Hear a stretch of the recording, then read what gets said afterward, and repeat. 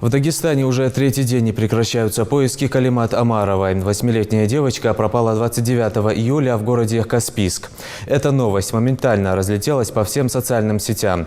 К пропаже девочки никто не остался равнодушным. Теперь малышку разыскивают не только жители города, но и во всех субъектах СКФО. Сейчас важна любая информация о местонахождении ребенка, поэтому отрабатываются все версии, вплоть до того, что ее могли похитить и увезти в другой регион. Тамерлан Хамхоев продолжит. 29 июля – обычный солнечный день в Каспийске. Родители 8-летней Калимат Омаровой даже не могли в самых страшных снах представить, что всего через несколько часов будут прочесывать весь город в поисках своей дочери. Выйдя в магазин за хлебом, девочка больше не вернулась домой. Обеспокоенный из-за долгого отсутствия ребенка, отец позвонил ей. Растерянным голосом Калимат ответила, что скоро придет домой. После этого звонка телефон выключили. Отец обратился в полицию. 8-летняя Калимат Омарова исчезла 29 июля. По данным родственников, малышка примерно в полдень вышла в магазин, который расположен прямо во дворе дома, но до него так и не дошла.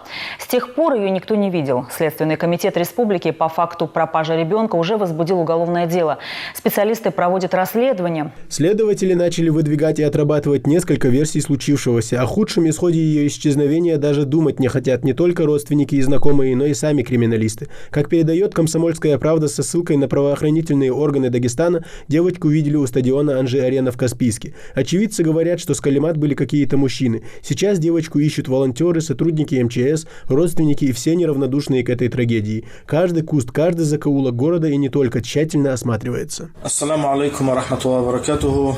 Уже несколько дней, можно сказать, вся республика переживает трагическое событие потери девочки Калимат Омаровой. И действительно, всем мусульманам тяжело сейчас.